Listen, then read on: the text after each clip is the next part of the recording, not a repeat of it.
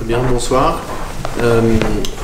Peut-être pour remettre un peu dans le contexte, la soirée d'aujourd'hui, vous raconter quelle a été la genèse de cette exposition, mais aussi tout le chemin qui conduit à pouvoir aujourd'hui montrer des documents intimes, comme l'a bien dit Jacques, sur la vie de Ferdinand Hodler.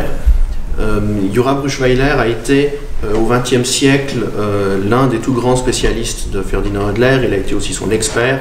C'est chez lui qu'on allait pour faire authentifier des œuvres. Et il est décédé en 2013. Se posait alors la question de l'avenir de cette immense collection qu'il avait amassée au cours d'une soixantaine d'années de documents, donc des lettres, des photographies, des manuscrits, des objets aussi de la vie quotidienne de Ferdinand Hodler, et de savoir quelle destination allait être donc réservée à cette collection. C'est à ce moment-là que nous avons initié ou fondé les archives qui portent son nom et qui ont pour vocation principale de conserver et étudier sa collection, mais aussi de mettre en valeur la vie et l'œuvre de Ferdinand Hodler à Genève prioritairement, en Suisse aussi et à l'étranger, où il y a encore un grand travail de valorisation à faire autour de Ferdinand Hodler. L'exposition qui est présentée à la Fondation Martin Bodmer est une exposition un peu particulière, puisque lorsqu'on parle d'une exposition de Ferdinand Hodler, on s'attend à découvrir des tableaux. Or, ce qu'il y a surtout à voir ici, ce sont des documents. Et c'est en quelque sorte un premier bilan de nos travaux d'inventaire, c'est-à-dire qu'au moment où on s'attaque à cette montagne de documentation qui est estimée à environ 80 000 pièces, je vous laisse imaginer les questions existentielles que ça pose pour savoir par quel bout on va attaquer le morceau. Après plusieurs années d'inventaire, se posait la question de comment rendre ça accessible une première fois au public dans une démarche de divulgation d'abord temporaire, puis plus tard définitive, j'espère, de toute cette documentation. Il a été décidé de faire cette exposition dans le cadre du centenaire de la disparition de Ferdinand Hodler, donc l'année passée, et de le faire dans un cadre qui est prévu pour présenter des manuscrits et de la documentation. J'étais particulièrement heureux de cette collaboration et d'avoir eu la chance de faire cela dans des lieux si bien adaptés et si compétents pour le faire. Et tout ça vient en fait, pour les archives Bruchweiler, terminer un programme de commémoration du centenaire de Hodler avec une première exposition dont nous avons été partenaires au Leopold Museum à Vienne. La deuxième, Jacques mentionnait tout à l'heure, Hodler et le Léman au musée d'art de Puyi, et cette troisième exposition ici à la Fondation Bodmer, cette fois plutôt sur l'homme que sur l'œuvre. Tout ça s'intègre aussi dans un programme de recherche et de publication, puisque toutes ces expositions sont le fruit de recherches scientifiques qui se poursuivent, avec notamment actuellement en préparation une édition de la correspondance de Ferdinand Hodler en 4 volumes, qui devrait sortir en 2020, donc déjà l'année prochaine, et encore d'autres projets futurs. L'intérêt de l'exposition que nous présentons ici, je crois, réside principalement dans le fait qu'elle apporte des éclairages très précis sur des moments parfois anecdotiques, parfois des moments clés, charnières, ou des personnes majeures de la vie de Ferdinand Hodler à travers des documents. On a souvent vu, par exemple, le cycle de Valentine Godet-Darel, malade, mourante, puis morte. On voit les dessins, on voit les dessins des carnets, on voit les peintures, mais on ne voit jamais la seule lettre conservée que Hodler a écrite à Valentine pour lui dire combien il se réjouit de la naissance de leur fille, par exemple. Et on voit aussi moins souvent toutes les photographies de cette fille avec son père, qui ont aussi servi de modèle pour son père, qui a cherché à intégrer sa fille dans ses tableaux. Enfin, il y a beaucoup de documentation de ce type, et paradoxalement donc aussi moins de documentation sur des choses très connues, puisque l'idée était vraiment de donner à voir un Ferdinand Hodler inédit. Ce qui explique qu'en fait les deux tableaux dont on va parler ce soir ne sont pas représentés dans l'exposition, quand bien même il existe un certain nombre de documents à leur sujet. Peut-être que... Oui, je peux prendre le relais. Donc je suis Martine Béguin, bonsoir à tout le monde Je travaille à la RTS, à la rédaction culture, et je suis entre autres critique d'art. Et puis on a été approché il y a quelques années par DNA Studio pour travailler à ces projets de réalité virtuelle et de mise en espace et mise en expérience, on va le dire, de travaux artistiques. Et la première expérience avait été faite autour de l'île des Morts d'Arnold Böcklin, que j'avais découverte avec beaucoup de surprises parce qu'on se retrouvait à bord de la barque en train d'approcher l'île en réalisant qu'on était dans un monde à 360 degrés, en évoluant dans la nuit avec la lune au-dessus de nous. C'était un truc assez fou à vivre la première fois. Puis du coup, on s'est dit qu'on allait réitérer l'expérience sur d'autres œuvres. Il y a eu Vallotton, comme le disait Jacques Berchtold, Les Intimités, où là on plongeait depuis les toits de Paris à l'intérieur d'un appartement dans lequel on découvrait l'une après l'autre chacune des intimités, avec une voix un peu coquine qui nous accompagnait dans la découverte des relations de l'artiste avec sa maîtresse. Et cette fois-ci, il fallait qu'on s'attaque à un gros morceau, c'était Ferdinand Hodler, ça a été le choix. Cyril Jacquet était chargé de projet, c'est lui qui faisait l'interface entre la RTS et DNA Studio. Et puis on s'est beaucoup creusé la tête, parce que l'œuvre de Hodler, c'est une œuvre complètement protéiforme, le personnage lui-même l'est aussi, il y aurait mille choses à en dire, il est aussi barbant que passionnant, il est aussi... voilà, on a tous de l'attachement et de la distance par rapport à lui, c'est un peu l'artiste officiel, en même temps c'est quelqu'un plein d'originalité. Donc on cherchait à savoir comment raconter cette histoire-là. Et du coup on s'est basé sur deux tableaux essentiels, La Nuit des tout débuts, dont vous nous direz quelques mots, et le scandale qu'elle a provoqué à Genève, et puis le fameux bûcheron qui figurait sur les billets de banque jusqu'en 58. Ça veut dire que les plus vieux d'entre vous qui sont ici les ont peut-être même vu circuler, ces billets. Et voilà, donc on s'est dit que c'était le moyen de passer aux deux extrêmes, le début où il est complètement rejeté, où le public, ou plutôt les autorités, estiment que ce qu'il peint est absolument choquant, et puis le moment de la reconnaissance absolue, mais qui ne lui convient pas tant que ça, quand il réalise des billets de banque, ou plutôt le dessin à l'origine des billets de banque, et qu'il n'apprécie pas du tout ce que la banque suisse en fait, puisque le tableau est dénaturé pour figurer sur le billet. Voilà. Alors peut-être à toi, Martin, d'expliquer ensuite tout ce qui a été la réflexion et puis la mise en œuvre de tout ça. Ouais. Et ce que j'aimerais bien savoir de ta part, parce que ça on n'en a jamais discuté toi et moi, mais c'est qu'est-ce qui te pousse, toi, ou qu'est-ce qui pousse DNA Studio à vouloir mettre en scène des œuvres d'art, et quel public vous pensez pouvoir toucher avec ça? Je pense que c'est un bon point de départ aussi pour ces échanges. C'est que nous, déjà on est graphiste ou dessinateur de formation et amateur de dessin, donc on vit là-dedans, on adore tout ce qui est beau et l'art, voilà, de toute forme. Et puis moi c'est vrai que je visite des expos, et puis en tant que jeune, souvent je suis confronté dans les expos où j'ai vraiment un manque de connaissances qui ne me permet pas d'apprécier les œuvres à leur juste valeur, ou alors je suis un peu avec l'incompréhension devant certaines œuvres ou certaines expositions, et puis pourtant j'apprécie quand même visuellement tout ce travail, même sans connaître, mais c'est un peu frustrant. Et puis on discutait de ça aussi avec mes autres collègues, et puis c'est vrai que ils sentaient un peu la même chose.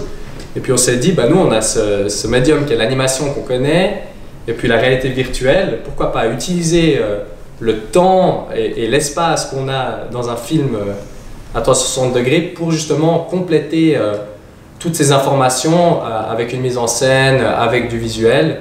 Et puis c'est pour ça c'est ça qui nous a donné l'idée de cette série hors cadre à la base. Et puis après, bien sûr, une volonté aussi en étant suisse de mettre en lumière un peu les peintres suisses, parce qu'on a eu des peintres qui étaient des grands maîtres, qui étaient de leur époque très très connus. Et puis c'est vrai qu'un public en tout cas plus jeune, et sont peut-être très méconnus, voire inconnus.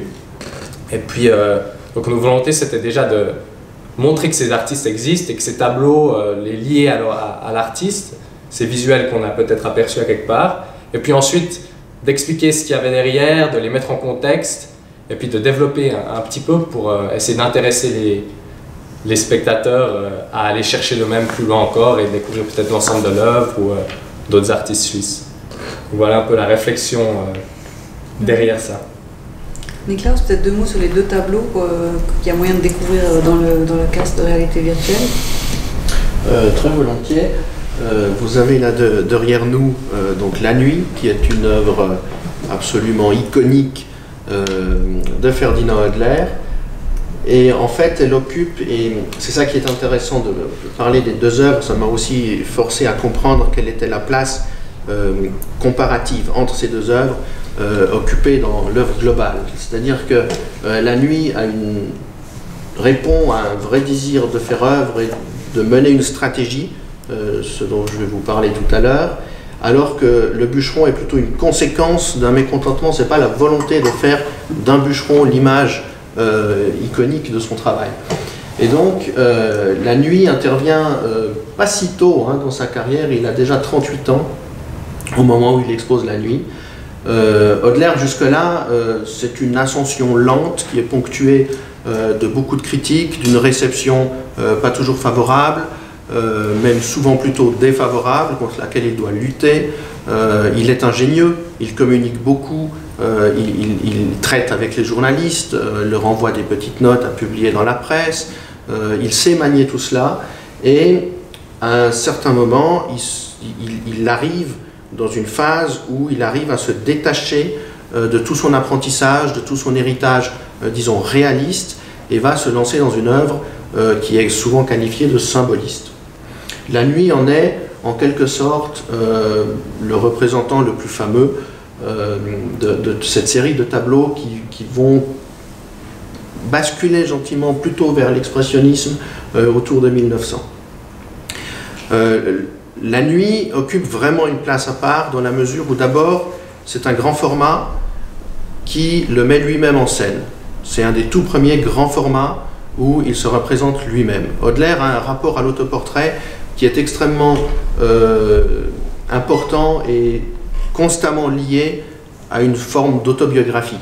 Vous avez l'usage de l'autoportrait chez Hodler qui correspond à celui de Rembrandt ou de Courbet, par exemple, qui ont ponctué toute leur vie à chaque moment clé, que ce soit une réjouissance, une déception, une colère, où ils sentent qu'elle sert de charnière, se représentent eux-mêmes. Et donc Hodler, là, est un moment très particulier de sa vie, puisque il est partagé entre Bertha Stucki, qu'il a épousée, Augustine Dupin, qui accouche de leur fille au moment où il vient d'épouser Bertha Stucki. Il vit entre La Chaux-de-Fonds, donc le ménage officiel avec Bertha Stucki, et Genève, où il travaille et où il rend visite à Augustine Dupin. On les retrouve les deux, d'ailleurs, dans le tableau. Et il est en instance de divorce, parce qu'évidemment Bertha Stucki n'a pas supporté longtemps d'abord les affres de Ferdinand Hodler, mais aussi son manque de moyens. Il est encore relativement pauvre à ce moment-là. Et donc il va transformer tout cela dans une œuvre symbolique où il se représente lui-même. Et où il se représente lui-même face à cette situation un peu émotionnellement instable dans sa vie privée, mais aussi face à l'angoisse qui le tient de très près depuis qu'il est tout petit. C'est l'angoisse de la mort. La mort occupe dans l'œuvre de Ferdinand Hodler une place vraiment à part et constante. Elle est là systématiquement d'année en année. D'abord parce que lorsqu'il est enfant, il va perdre toute sa famille de la tuberculose. Il lui restera une sœur qui viendra vivre à Genève, mais qui finira aussi par décéder. Il est un peu le seul survivant de toute sa fratrie. Il perd très très tôt ses parents. Et donc il est taraudé par ce sentiment que la mort est toujours là, lui-même confié à l'un de ses biographes, qu'il avait l'impression qu'il y avait toujours un mort dans sa maison. Et puis, ce schéma va se répéter plus tard, lorsqu'il va perdre Augustine Dupin, va mourir, il va la peindre en train de mourir puis morte, la même chose avec Valentine de Dédarel. Donc tout ça, ça occupe vraiment une place majeure qu'il va essayer de expier en quelque sorte à travers La Nuit. Et ça va devenir, malgré lui, ou peut-être pas, le moteur de son œuvre. Lui-même, dans un écrit qui s'appelle Mes tendances actuelles, va dire La Nuit, c'est ma première œuvre. Or, il a 38 ans, ça fait 20 ans qu'il peint, il a une œuvre, elle porte le numéro de catalogue raisonné 1200, ce qui veut dire qu'il y a beaucoup de tableaux avant. Vous avez donc là une œuvre que lui considère comme la première œuvre qui est de sa propre conception, c'est-à-dire détachée de tout l'héritage qu'il a emmagasiné chez Barthélemy Mène, son maître, mais aussi dans les musées, dans les livres. Il s'en détache pour concevoir quelque chose qu'il considère comme propre. Lui-même dit d'ailleurs que la mise en scène du tableau, c'est la sienne. Il l'affirme vraiment par écrit de façon très explicite. Dès lors, il va faire de la nuit un objet de communication, je crois qu'on peut le dire comme ça, puisqu'il a, dans ce qui au début est une catastrophe, en fait une chance inouïe, c'est que l'œuvre est reçue à l'unanimité dans une exposition, l'exposition municipale ici à Genève, et le maire de l'époque l'a fait retirer de l'exposition parce qu'il l'a vu, j'observe. Hodler va avoir la réaction de Courbet, c'est-à-dire, bon d'accord, je l'expose à part, je fais payer 1 franc l'entrée, il accumule ainsi suffisamment d'argent pour emmener son tableau à Paris où il va rencontrer, alors l'historiographie hodlérienne dit qu'il rencontre un succès énorme, en fait c'est surtout un succès auprès de ses pairs, mais vous avez quand même des artistes comme Puvis de Chavannes que Hodler admire parmi tous les autres, qui va dire que c'est vraiment une œuvre majeure. Et donc, il expose l'œuvre à Paris, il revient avec ce triomphe, il prend toute la peine du monde à écrire des petits billets à ses amis journalistes genevois pour qu'ils alimentent la presse, l'œuvre refusée à Genève, rencontre un triomphe à Paris, etc. Et donc, il va ponctuer, à partir de là, toute sa carrière. À chaque exposition clé, il s'arrange, il s'organise pour que la nuit soit présente. Et donc vous aurez la nuit en 1891 à Genève, en 1892 à Genève, il réitère, dès qu'il rentre de Paris avec le tableau, il l'expose 3-4 fois de suite ici à Genève, et puis ensuite il commence à l'exporter. Elle va être montrée à Berne, elle va partir à l'étranger, elle obtient une médaille d'or à l'exposition universelle de Paris en 1900, elle arrive à Paris de Venise, où elle était présentée à la Biennale de Venise, donc la 2e édition. C'est vraiment à chaque fois que Hodler cherche à s'imposer dans un moment clé, qu'est-ce qu'il emmène avec lui? La nuit. Le bûcheron, c'est une autre histoire. Oui. C'est quoi la taille officielle de la peinture? De mémoire, elle doit faire 3 mètres de large. À 3 mètres, donc ce qu'on voyait là, derrière vous, ça correspond plus ou moins à la taille... Oui, à peu près, oui. Excellent. Oui, c'est vraiment une pièce majeure. Voilà, avec plaisir. Le bûcheron répond à une dynamique très différente, mais qu'il va de nouveau tourner à son avantage et transformer dans aussi un outil de communication à un moment dans sa carrière où la nuit ne correspond plus tout à fait à ce qu'il représente comme artiste, puisqu'on est en 1908 au moment où on fait les billets de banque, on est en 1910 au moment où il fait cette série de 19 bûcherons, il en existe 12 versions en grand format et 7 en format beaucoup plus petit, des choses très, très exposables, de 30 par 40 cm. Et en fait, s'il peint toutes ces versions, c'est parce qu'il est mécontent de ce que la Banque nationale a fait de ses billets. On conserve dans les archives des centaines de photographies, d'esquisses de Hodler, de billets, qu'il retravaille sur les photos. Il cherche vraiment toutes les solutions possibles pour qu'on puisse reproduire avec toutes les exigences que peut avoir la création d'un billet de banque dûment mené à terme, avec toutes les questions de sécurité et de petits moyens anti-copie de l'époque. Hodler essaie de se conformer mais n'y arrive pas tout à fait, et la Banque nationale va faire refaire le tableau complètement différemment. Alors évidemment, Hodler ne va pas être content du tout, il va dire qu'il refuse la paternité de ce qu'il y a sur les billets de banque et va se lancer dans une sorte de campagne de réhabilitation de sa vision du bûcheron suisse, en faisant ces œuvres qui parfois sont très très grandes, vous en avez pu en voir ici au musée Rath d'un certain format. Et il va là aussi commencer à les exposer un peu partout dans les grandes expositions, surtout en Allemagne et en Autriche, aussi à Rome, d'où l'existence de toutes ces copies. D'abord parce qu'il y a une demande commerciale assez forte, c'est un moment où Hodler est déjà très bien installé sur la scène artistique internationale. 1910, il est même multimillionnaire déjà, donc on est dans un moment où il est en pleine gloire et où il va mettre à profit disons, son succès. Et donc, toutes ces répliques se font, ça permet de les exposer à différents endroits en même temps, et chacune est en même temps un original. C'est des répliques qui sont en fait des variantes. Vous voyez qu'il n'y en a pas une qui ressemble à l'autre, et que donc tout ça est perçu comme quelque chose qui continue de s'affiner de version en version, ce qui fait que la dernière version du cycle a la même valeur artistique que la première. Ce qui est un cas assez particulier dans l'histoire de l'art que l'on retrouve aussi chez quelques autres peintres, dont Courbet, qui travaille en série comme ça. Donc là on a une œuvre qui répond en fait à qui répond à une déception, alors que avec La Nuit on avait plutôt une œuvre autobiographique qui répond à un malaise ou une interrogation ou une phase de sa vie où il a besoin d'exprimer quelque chose différemment. Merci. Martin, peut-être qu'il faudrait expliquer comment vous avez cherché à rendre visuellement l'univers de ces deux tableaux, peut-être La Nuit d'abord, les difficultés que ça posait et puis l'intérêt de ce que vous aviez envie de faire passer comme ambiance et tout ça. Exactement, donc nous le but c'était d'être fidèle au tableau, mais en même temps on s'est très vite rendu compte que si on voulait représenter le tableau exactement comme il était et puis essayer de faire vraiment une copie en 3D, ça allait être difficile d'être autant fidèle qu'on le souhaiterait, disons. Donc on est parti dans plutôt une réinterprétation où on s'est dit on va parler du tableau, on va utiliser le matériel qu'on a, donc on a utilisé beaucoup des peintures, des photos de la peinture en haute résolution pour essayer de refaire les textures, des modèles 3D et tout ça pour être le plus fidèle possible. Et puis ensuite on s'est un peu détaché, puis on s'est dit maintenant il faut l'expliquer avec notre scénario, nos moyens, et puis pas essayer de se focaliser sur juste la reproduction de l'œuvre. Donc c'est là aussi on est parti pour aller chercher un peu plus loin. Ça aussi c'est intéressant où ça se rejoint avec les archives, qu'on a exploré l'histoire vraiment de cette œuvre, et puis cette histoire justement où il l'a exposée au bâtiment électoral à Genève.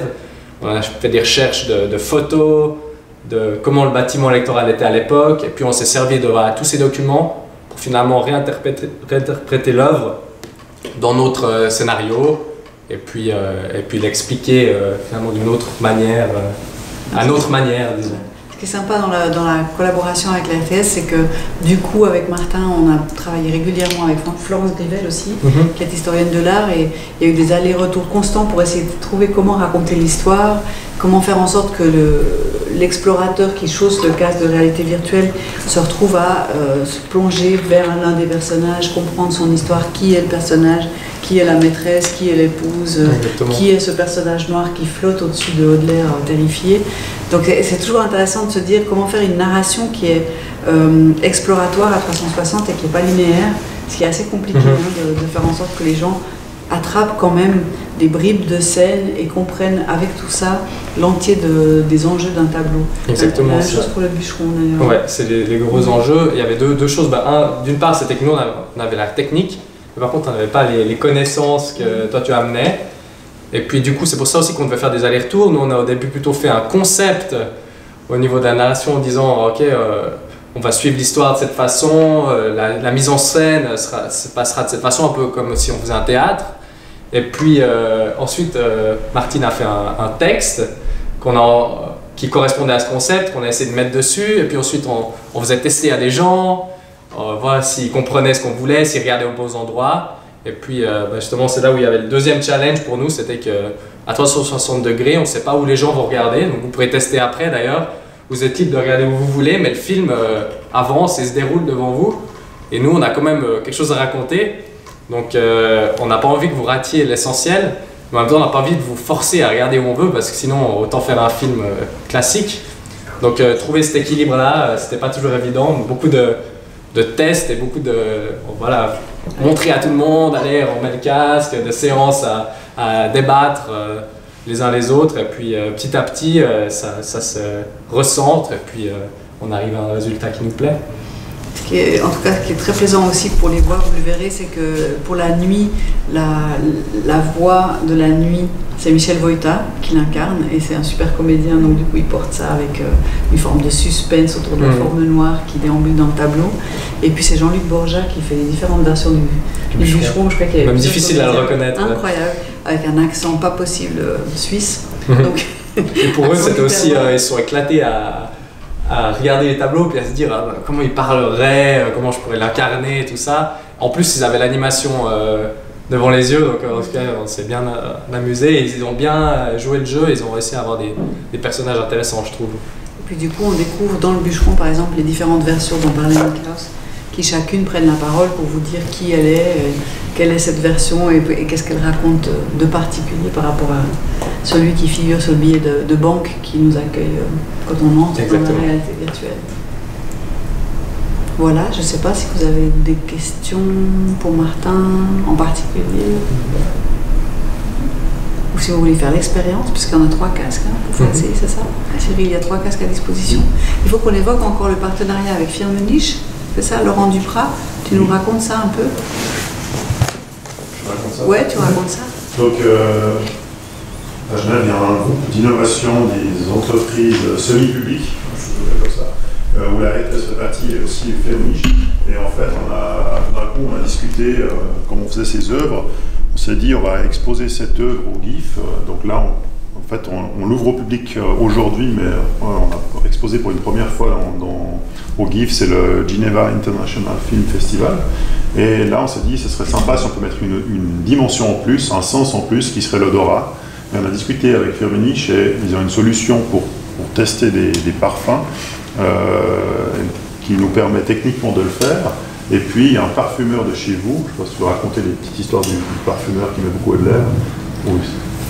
Ouais, alors je te laisse aller, je ne connais pas tous les détails. C'est un de tes collègues qui m'a raconté ça, qu'en fait, il y a un de ses collègues parfumeurs qui est à Londres et qui adore l'air et qui était très content de participer un peu à cette expérience. Et il a créé 4 odeurs différentes odeurs qui doivent nous faire penser si possible, un peu à l'ambiance que le tableau dégage.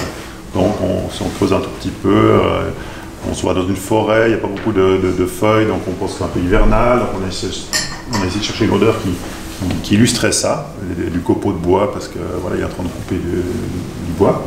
Et il nous a sorti 4 odeurs et j'ai testé à pas mal de personnes à la RTS, et il y en a une qui est ressortie, et c'est aussi par hasard ce que je préférais. Donc vous pourrez faire l'expérience sur le casque noir qui sera tout à droite.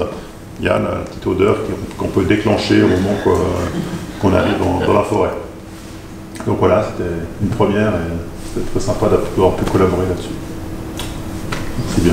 C'est peut-être, moi je rajoute peut-être un mot aussi pour dire que l'application, on va la terminer. C'est une application, bien sûr, qui est faite premièrement pour les casques réalité virtuelle que vous pouvez essayer ici, mais que vous pourrez aussi la télécharger dans le cours de la semaine sur iOS ou Android si vous avez des téléphones, et puis découvrir les tableaux en vous baladant comme ça avec votre téléphone. Et puis dans cette application, il y a aussi les 2 premiers films qu'on avait fait sur l'île des morts et Intimité. Donc si vous voulez les découvrir après, ou si vous n'avez pas eu le temps de terminer ici, vous pouvez les télécharger. Toutes les infos sont sur le site internet rts.ch/hors-cadre.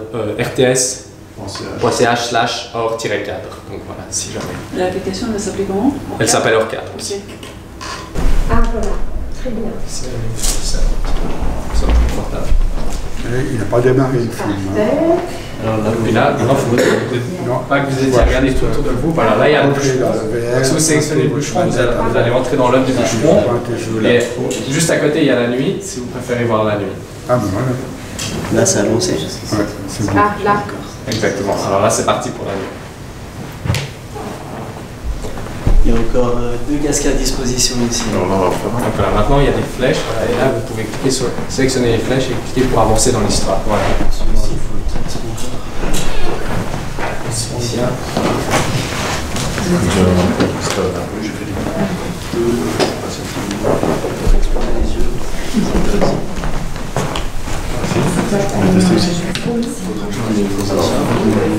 Bon, heureusement, vous avez laissé vos chaises. Ça marche aussi. Comme ça. Déjà, vous lancez l'application. Sinon, on tire une chaise. Au début, pour ça va de ça sera expliqué. choc. Ça sera expliqué dans le cadre. Pour initialiser la télécommande. Et après, Alors, avec la télécommande, vous avez un laser virtuel. Vous appuyez sur la gâchette. Et après, il faudra tirer là. Vous voulez voir. on va faire sur laser. On pourrait choisir. Vous ne faut pas hésiter à regarder ce qu'il y a en dessous. Au début, vous êtes dans une scène de présentation de laquelle vous pouvez lancer. Et comme on fait sur laser, vous allez voir des flèches. Vous allez choisir un tableau. Vous allez expliquer. Vous allez lancer la ligne bien. Ouais, c'est mieux, je trouve. D'accord.